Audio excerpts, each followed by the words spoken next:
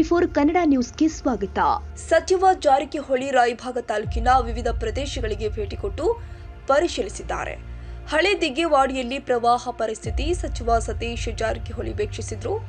ಮಳೆ ಜಾಸ್ತಿ ಆಗಿರೋದ್ರಿಂದ ಇನ್ನಷ್ಟು ನೀರು ಬರಬಹುದು.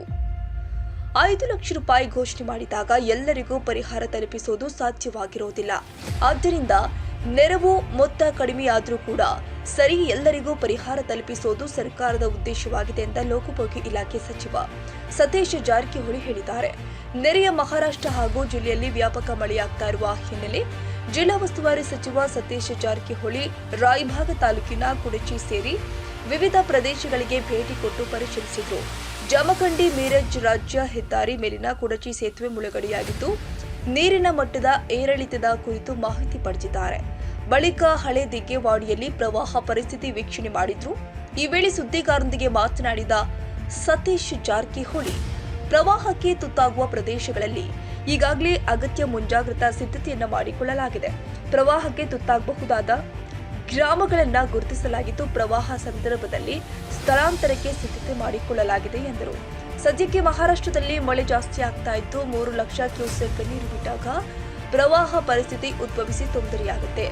ಆದ್ದರಿಂದ ಈ ಬಗ್ಗೆ ನಿರಂತರವಾಗಿ ನಿಗಾ ವಹಿಸಲಾಗಿದೆ ಎಂದರು. ಸಂಭವನೀಯ ಪ್ರವಾಹ ನಿರ್ವಹಣೆಗೆ ಜಿಲ್ಲಾಡಳಿತ ಸಕಲ ಸಿದ್ಧತೆ ಮಾಡಿಕೊಂಡಿದೆ. ಮಳೆ ಹೆಚ್ಚಾಗ್ತಾ ಇರೋದ್ರಿಂದ ರಕ್ಷಣಾ ತಂಡ, ಕಾಳಜಿ ಕೇಂದ್ರ ಸೇರಿ ಅಗತ್ಯ ಮುಂಜಾಗ್ರತಾ ಕ್ರಮವನ್ನು ತೆಗೆದುಕೊಳ್ಳಲಾಗಿದೆ. ಮಹಾರಾಷ್ಟ್ರದಲ್ಲಿ ಮಳೆ ಜಾಸ್ತಿಯಾಗಿರೋದ್ರಿಂದ ಇನ್ನಷ್ಟು ನೀರು ಬರಬಹುದು. ಈ ಕುರಿತು ನಿಗಾ ವಹಿಸಲಾಗಿದೆ. ಅಗತ್ಯ ಪ್ರದೇಶದಲ್ಲಿ ಕಾಳಜಿ ಕೇಂದ್ರಗಳ ಸಿದ್ಧತೆ ಮಾಡಿಕೊಳ್ಳಲಾಗಿದ್ದು ಜನ ಬಂದ್ರೆ ಯಾವುದೇ ತೊಂದರೆಯಿಲ್ಲ. ಕೆಲವು ಜನ ಕಾಳಜಿ ಕೇಂದ್ರ ಅಥವಾ ಸುರಕ್ಷಿತ ಸ್ಥಳಕ್ಕೆ ಸ್ಥಳಾಂತರಗೊಳ್ಳಲು ಹಿಂದೇಟು ಹಾಕ್ತಾ ಇದ್ದು ಅಧಿಕಾರಿಗಳು ಅವರ ಮನವೊಲಿಸಲಿದ್ದಾರೆ ಎಂದು ಸಚಿವರು ಹೇಳಿದ್ದಾರೆ. ಅತಿವೃಷ್ಟಿಯಿಂದ ಮಳೆ ಕಳೆದುಕೊಂಡ ಕುಟುಂಬಗಳಿಗೆ ಮನೆ ನಿರ್ಮಾಣಕ್ಕೆ ರಾಜ್ಯ ಸರ್ಕಾರದಿಂದ 3 ಲಕ್ಷ ರೂಪಾಯಿ ನೀಡಲು ಚಿಂತನೆ ನಡೆಸಲಾಗ್ತಾ ಇದೆ. ಇದರೊಂದಿಗೆ ಕೇಂದ್ರ ಸರ್ಕಾರದ ನೆರವು ಒದಗಿಸುವುದರ ಜೊತೆಗೆ ಇತರೆ ಯೋಜನೆಗಳ ಪ್ರಾಯೋಜನ ಕೂಡ ಒದಗಿಸಲಾಗುತ್ತೆ ಎಂದರು. 5 ಲಕ್ಷ ರೂಪಾಯಿ ಘೋಷಣೆ ಮಾಡಿದಾಗ ಎಲ್ಲರಿಗೂ ಪರಿಹಾರ ತಲುಪಿಸುವುದು ಸಾಧ್ಯವಾಗಿರುವುದಿಲ್ಲ. ಆದ್ದರಿಂದ ನೆರವು ಮೊತ್ತ ಕಡಿಮೆಯಾದರೂ ಕೂಡ ಎಲ್ಲರಿಗೂ ಪರಿಹಾರ ತಲುಪಿಸುವುದು ಸರ್ಕಾರದ ಉದ್ದೇಶವಾಗಿದೆ ಎಂದರು. ನಮ್ಮ ಜಿಲ್ಲಾಡಳಿತ ಸಜ್ಜಾಗಿದೆ. 2-3 ತಿಂಗಳಿಂದಲೇ ಇದಕ್ಕೆ ಪೂರ್ವ ತಯಾರಿ ನಡೀತಾ ಇದೆ. ಇದು ಕೂಡ ಕಳೆದ 15 ದಿವಸದಿಂದ ಮಳೆ ಆಗ್ತದೆ ನಮ್ಮ ಜಿಲ್ಲೆಯಲ್ಲಿ. ಸೊ ಅದ್ರ ಬಗ್ಗೆ ಏನು ಮುಂಜಾಗ್ರತೆ ಕ್ರಮ ವಹಿಸಬೇಕಾಗಿತ್ತು ಜಿಲ್ಲಾಡಳಿತ. ಡಿಸಿ ಅವರ ನೇತೃತ್ವದಲ್ಲಿ ಈಗಾಗಲೇ ಸುಮಾರು ಸಭೆಗಳನ್ನು ಮಾಡಿದ್ದಾರೆ. ಸುಮಾರು ಸ್ಪಾಟ್ಗಳಿಗೆ ಅವರೇ ಭೇಟಿ ಕೊಟ್ಟಿದ್ದಾರೆ. ಸೊ ಏನೇನು ತಯಾರಿ ಮಾಡಬೇಕು, ಗಂಜಿ ಕೇಂದ್ರ ಇರ್ಬೋದು ಅಥವಾ ರಕ್ಷಣಾ ತಂಡ ಇರ್ಬೋದು, ಸೊ ಬೇರೆ ಜಿಲ್ಲೆಗೆ ಮತ್ತು ಕೋಆರ್ಡಿನೇಷನ್ ಮಾಡುವಂಥ ಪ್ರಯತ್ನ ಅವರಿಂದ ಆಗ್ತಾ ಇದೆ. ಸೊ ಇಲ್ಲಿವರೆಗೆ ತೊಂದರೆ ಏನಿಲ್ಲ. ಮುಂದೆ ಇನ್ನೂ ಜಾಸ್ತಿ ನೀರಾರ ಆಗ್ಬೋದು, ಅದಕ್ಕೂ ಕೂಡ ಅವ್ರ ತಯಾರಿಯಲ್ಲಿದ್ದಾರೆ. ನೋಡೋಣ ಇಷ್ಟೇ ಆಗ್ತದೆ ನಮ್ಮ ಒಂದು ನಿರೀಕ್ಷೆ ನೀರೇನಿದೆ. ಆದರೆ ಇನ್ನೊಂದು ಸ್ವಲ್ಪ ಹೆಚ್ಚಿಗೆ ಬರ್ಬೋದು. ಬಂದರೂ ಕೂಡ ಅದನ್ನು ಮ್ಯಾನೇಜ್ ಮಾಡಲಿಕ್ಕೆ ಸರ್ವ ಸಿದ್ಧತೆ ಮಾಡ್ಕೊಂಡಿದ್ದಾರೆ. ಬರಲಿ, ಇನ್ನೂ ಏನು 30,000 ಏನು ಬಿಡ್ತಿದ್ದಾರೆ. 30,000 ಬಂದರೆ ಏನಂತಂದ್ರೆ 3 ಲಕ್ಷ ಮೇಲೆ ಬಂದ್ರೆ ನಮ್ಗೆ ಸ್ವಲ್ಪ ತೊಂದರೆ ಪ್ರಾರಂಭ ಆಗೋದು.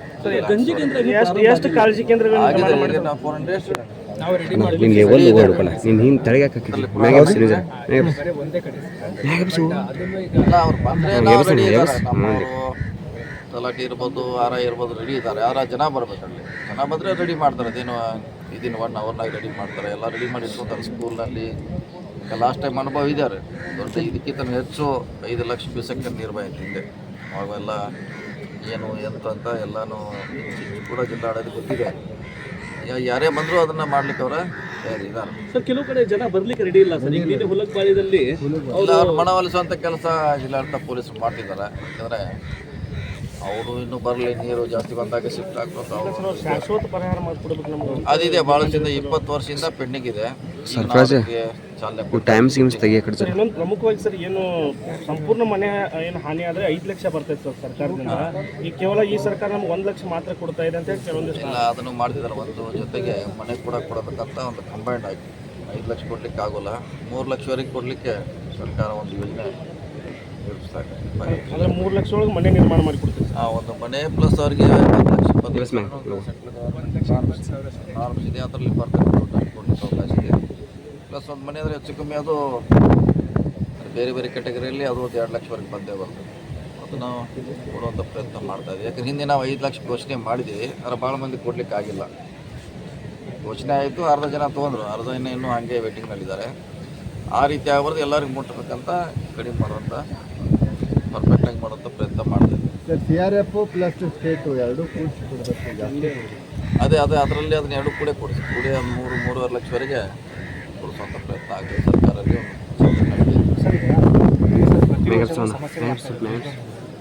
ಪಕ್ಕದಲ್ಲಿ 6 ವರ್ಷ ಆಯ್ತು ಸರ್ ಕಾಂಗ್ರೆಸ್. ಅದು ಭಾಳ ಚೆನ್ನಾಗಿ ನಮ್ಮ ಇಡೀ ನಮ್ಮ ಇಲಾಖೆ ಇನ್ನೊಂದು ಅಂಗಡಿ ಸಂಸ್ಥೆ ಕೆಲಸ ಮಾಡ್ತಾ ಇದೆ.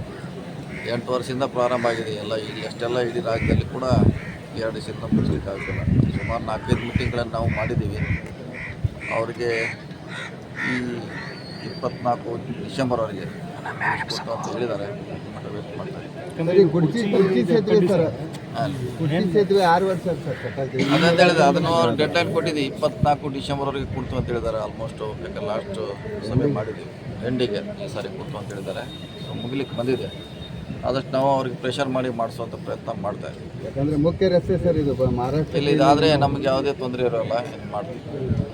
ಸರ್ ಈಗ ದಲಿತರ ದುಡ್ಡನ್ನು ಕಾಂಗ್ರೆಸ್ ಸರ್ಕಾರ ಭ್ರಷ್ಟಾಚಾರ ಮಾಡಿ ಧರಣಿ ಮಾಡ್ತದೆ. ಇಲ್ಲ, ಅದು ತನಿಖೆ ಆಗಬೇಕಲ್ಲ, ತನಿಖೆ ಆಗಬೇಕು, ನ್ಯಾಯಾಲಯಕ್ಕೆ ಹೋಗ್ಬೇಕು, ಅಲ್ಲಿ ಫೈನಲ್ ಆಗಬೇಕು. ಈಗ ನಾವು ಆರೋಪ ಅಷ್ಟೇ, ನಿಜ ಆಗಲಿಕ್ಕೆ ನಾವು ವೇಟ್ ಮಾಡಬೇಕು. ರಾಜೀನಾಮೆ ಕೊಡಬೇಕನ್ನೋ ಆಗ್ರಹ ಕೂಡ ಕೊಡುವಂಥ ಪ್ರಶ್ನೆ ಇಲ್ಲ. ಅಂಥದ್ದೇನ ಅವರಿಂದ ಏನಾಗಿಲ್ಲ, ಯಾರು ಮಾಡಿದ್ದಕ್ಕೆ ಅವರು ಹೊಣೆಗಾರ ಆಗೋಲ್ಲ. ನಾನು ತಪ್ಪು ಮಾಡಿದ್ರೆ CM ಅವ್ರು ಹೊಣೆಗಾರ ಅಲ್ಲ. ಸೊ ಯಾರಿಗೆ ಈಗಾಗಲೇ ಪನಿಷ್ಮೆಂಟ್ ಆಗಿದೆ, ಆದರೆ ಅಂತಿಮವಾಗಿ ಇನ್ನೂ ಕೋರ್ಟ್ನಲ್ಲಿ ನಿರ್ಧಾರ ಆಗಿದೆ. ಈ ನೀರಾವರಿ ಯೋಜನೆಯಲ್ಲಿ ನಿರಾಶ್ರಿತರಾಗ್ತಾರೆ, ಆ ಕುಟುಂಬಗಳಿಗೆ ಕೊಡುವ ವಿಶೇಷ ಸೌಲಭ್ಯ ಬಂದರು ಕೊಡಬೇಕಂತ ಬರ್ತಾ ಇದೆ. ಅದೇ ನಾಳೆ ಖಾನಾಪುರದಲ್ಲಿ ಅದ್ರ ಬಗ್ಗೆ ಸಭೆ ಮಾಡ್ತಾ ಇದ್ವಿ. ನಿನ್ನೆ ಕೂಡ ಒಂದು ಸಭೆ ಮಾಡಿದ್ದೀವಿ ಬೆಂಗಳೂರಲ್ಲಿ. ನಾಗರಾಜ್ ಅವರು ಖಾನಾಪುರ ಥ್ಯಾಂಕ್ ಯು. ಇವತ್ತು ನಾವು ಕುಡಚಿ ಹತ್ರ ಬಂದಿದ್ದೀವಿ. ಇಲ್ಲಿ ನನ್ನ ಹಿಂದ್ಗಡೆನೆ ಕೃಷ್ಣಾ ನದಿ ಏನು ಹರಿತಾ ಇದೆ, ಅದನ್ನು ನಾವೆಲ್ಲರೂ ಕಾಣ್ಬೋದು. ಇವತ್ತು ನನ್ನ ಜೊತೆ SP ಅವರು, CO ಅವರು, AC, ತಹಶೀಲ್ದಾರ್ ಎಲ್ಲ ಅಧಿಕಾರಿಗಳು ಬಂದಿದ್ದಾರೆ. ಇವತ್ತು ಇನ್ನೂ ಸ್ವಲ್ಪ ಕ್ಷಣಗಳಲ್ಲಿ ನಮ್ಮ ಜಿಲ್ಲಾ ಉಸ್ತುವಾರಿ ಸಚಿವರನ್ನು ಬರ್ತಾರೆ. ಅವರ ಜೋಡಿ ಈ ಪ್ರಾಂತದ ಎಲ್ಲ ಜನಪ್ರತಿನಿಧಿಗಳು ಬಂದು ಇಲ್ಲಿ ವೀಕ್ಷಣೆ ಮಾಡಲಿಕ್ಕಿದ್ದಾರೆ. 1-2 ನಿಮಿಷದಲ್ಲಿ ಈಗಿನ ಪರಿಸ್ಥಿತಿ ನಾನು ಎಕ್ಸ್ಪ್ಲೇನ್ ಮಾಡ್ತೀನಿ. ಮಹಾರಾಷ್ಟ್ರದಿಂದ ಕೃಷ್ಣಾ ನದಿ ಕ್ಯಾಚ್ಮೆಂಟ್ ಏರಿಯಾ ಏನಿದೆ, ಅದಕ್ಕೆ ಇವತ್ತು ಸಂಜೆ ಒಟ್ಟು ಸೇರಿ 2.5 ಲಕ್ಷ ಕ್ಯೂಸೆಕ್ಸ್ ಬರೋ ಸಾಧ್ಯತೆಗಳು ಇವೆ. ಅದರ ಪ್ರಕಾರ ಮುನ್ನೆಚ್ಚರಿಕೆ ವಹಿಸಿ ಆಳಮಟ್ಟಿ ಡ್ಯಾಮ್ ತನಕ ನಾವು ಅಲರ್ಟ್ನು ಟ್ರಿಗರ್ ಮಾಡಿದ್ದೀವಿ. ಅಲ್ಲಿ ಆಲ್ರೆಡಿ 2.5 ಲಕ್ಷ ಕ್ಯೂಸೆಕ್ಸ್ ಬಿಡ್ತಾ ಇದ್ದಾರೆ.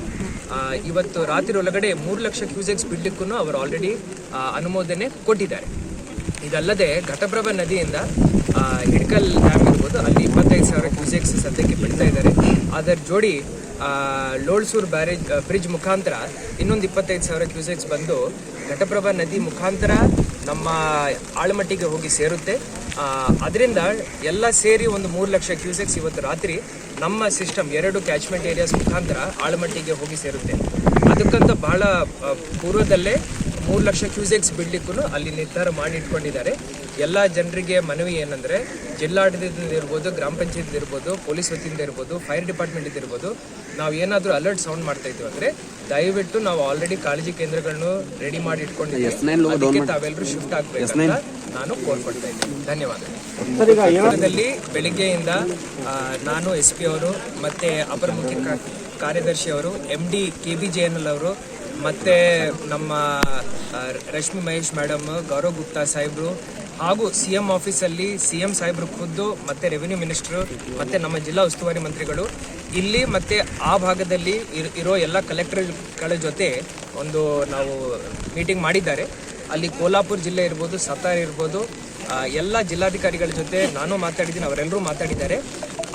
ನಾವು ಈ ಸತಿ ಭಾಳ ಒಳ್ಳೆ ಕೋಆರ್ಡಿನೇಷನ್ ಮಾಡ್ತಾ ಇದ್ದೀವಿ. ಕೊಯ್ನಾದಿಂದ ಸದ್ಯಕ್ಕೆ 10,000 ಕ್ಯೂಸೆಕ್ಸ್ ಬಿಡ್ತಾ ಇದ್ದಾರೆ. ಇನ್ನೊಂದು 3 ದಿವಸದ ನಂತರ ಒಂದು 30,000 ಕ್ಯೂಸೆಕ್ಸ್ ಬಿಡೋ ಸಾಧ್ಯತೆಗಳಿದೆ.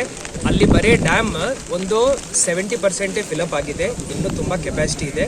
ಇದರ ಪ್ರಕಾರ ನಾವು ಪ್ರತಿ ಅವರ್ ಮಹಾರಾಷ್ಟ್ರದಲ್ಲಿರೋ ಎಲ್ಲ ಕಲೆಕ್ಟರ್ಗಳ ಜೊತೆ ಮಾತಾಡಿಕೊಂಡೆ ನಾವಿಲ್ಲಿ ಆ್ಯಕ್ಷನ್ ಮಾಡ್ತಾ ಇದ್ದೀವಿ. ಅಲ್ಲಿ ಅವ್ರು ಬಿಡೋ ಮುಂಚೆನೆ ಒಂದು ದಿವಸ ಮುಂಚೆನೆ ನಾವಿಲ್ಲಿ ಬಿಡೋ ವ್ಯವಸ್ಥೆಗಳನ್ನು ಮಾಡ್ಕೊಡ್ತೇವೆ. ನನ್ನ ಪ್ರಕಾರ ಆಲ್ಮಟ್ಟಿದಿಂದ ನಾವೀಗ ಏನು ಬಿಡ್ತಾ ಇದೀವೋ ಅದರಿಂದ ಇಲ್ಲಿನ ನೀರಿನ ಮಟ್ಟ ಕಡಿಮೆ ಆಗುತ್ತೆ.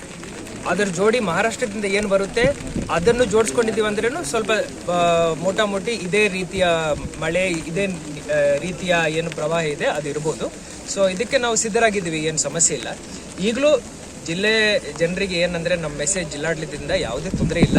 ಬಟ್ ನಾವು ನಮ್ಮ ವತಿಯಿಂದ ಆಡಳಿತದಿಂದ ಏನಾದರೂ ತಮಗೆ ಮೆಸೇಜ್ ನಾವು ಪಾಸ್ ಆನ್ ಮಾಡ್ತಾ ಇದ್ದೀವಿ ಅಂದರೆ ದಯವಿಟ್ಟು ಸಹಕರಿಸಿ. ತಮಗೋಸ್ಕರ ತಮ್ಮ ಜೋಡಿ ನಾವು ನಿಂತ್ಕೊಂಡು ಕೆಲಸ ಮಾಡ್ತಾ ಇದ್ದೀವಿ. ಎಲ್ಲರೂ ನಮ್ಮ ಕಾಳಜಿ ಕೇಂದ್ರಕ್ಕೆ ನಾವು ಯಾವಾಗ ಹೇಳ್ತೀವೋ ಅವಾಗ ಹೋಗಬೇಕು. ಸರ್, ಫೋರ್ಕಾಸ್ಟ್ ನಮ್ಮ ಕಡೆ ಬೆಳಗಾವಿ ಜಿಲ್ಲೆಯಲ್ಲಿ ಎಲ್ಲ ಯೆಲ್ಲೋ ಅಲರ್ಟ್ ಇದೆ. ಆದರೆ ಮಹಾರಾಷ್ಟ್ರ ಕ್ಯಾಚ್ಮೆಂಟಲ್ಲಿ ನೆಕ್ಸ್ಟ್ 3 days ರೆಡ್ ಅಲರ್ಟ್ ಇದೆ. ಅದರಿಂದ ಅವರು ನೀರು ಬಿಡ್ತಾ ಇದ್ದಾರೆ. ಬಟ್ ಅದಕ್ಕೆ ಪೂರ್ವ ಸಿದ್ಧತೆಗಳು ಎಲ್ಲ ಮಾಡ್ಕೊಂಡು ಇಟ್ಕೊಂಡಿದ್ದೀವಿ. ಏನು ತೊಂದರೆ ಇಲ್ಲ, ಏನು ತೊಂದರೆ ಇಲ್ಲ. ವ್ಯವಸ್ಥೆ ಮಾಡ್ಕೊಂಡಿದ್ದೀವಿ. ಒಂದೆರಡು ಕಡೆ ಮೀಡಿಯಾದಲ್ಲಿ ಸುದ್ದಿನೂ ಬಂತು, ಸೊ ಅಲ್ಲಿ ಬೋರ್ಡ್ ವ್ಯವಸ್ಥೆ ಇಲ್ಲ ಅಂತ ಹೇಳಿ.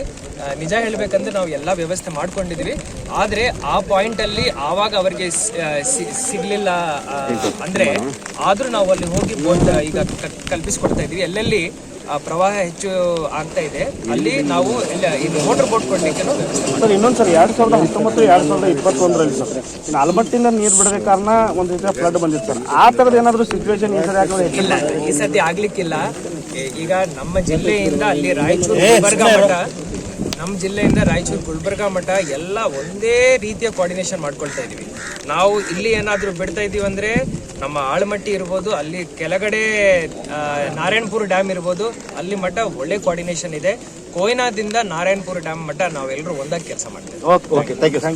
ಜಿಲ್ಲಾ ಪಂಚಾಯತ್ ಮುಖ್ಯ ಕಾರ್ಯನಿರ್ವಹಣಾಧಿಕಾರಿ ರಾಹುಲ್ ಶಿಂದೆ, ಪ್ರೊಬೇಷನರಿ IAS ಅಧಿಕಾರಿ ದಿನೇಶ್ ಕುಮಾರ್ ಮೀನಾ, ಚಿಕ್ಕೋಡಿ ಉಪ ವಿಭಾಗದ ಅಧಿಕಾರಿ ಸುಭಾಷ್ ಸಂಪಂಗಾವಿ, ರಾಯಬಾಗ ತಹಶೀಲ್ದಾರ್ ಸುರೇಶ್ ಮುಂಜೆ, KS ಕುಲಕರ್ಣಿ, ಬೋಡಾ ಅಧ್ಯಕ್ಷ ಲಕ್ಷ್ಮಣರಾವ್ ಚಿಂಗಲೆ, ಉಪ ತಹಶೀಲ್ದಾರ್ ಶಾಂತಿವೀರ್ ದೊಡ್ಡಮನಿ, ಲೋಕೋಪಯೋಗಿ ಇಲಾಖೆ ಅಧಿಕಾರಿ RB ಮನೋವಂಡರ್, ಹೆಸ್ಕಾಂ ಇಲಾಖೆ ಅಧಿಕಾರಿ ಆನಂದ್ ನಾಯಕ್, ಕೃಷಿ ಇಲಾಖೆ ಅಧಿಕಾರಿ ವಿನೋದ್ ಮಾವರ್ಕರ್ ಸೇರಿ ವಿವಿಧ ಇಲಾಖೆ ಅಧಿಕಾರಿಗಳು ಹಾಜರಿದ್ದರು. ತಾಜಾ ಸುದ್ದಿಗಾಗಿ ಟಿವಿ 24 ನ್ಯೂಸ್ಗೆ ಸಬ್ಸ್ಕ್ರೈಬ್ ಮಾಡಿ ಮತ್ತು ಬೆಲ್ ಐಕಾನ್ ಒತ್ತಿ ತಪ್ಪದೇ ಲಿಂಕ್ ಶೇರ್ ಮಾಡಿ.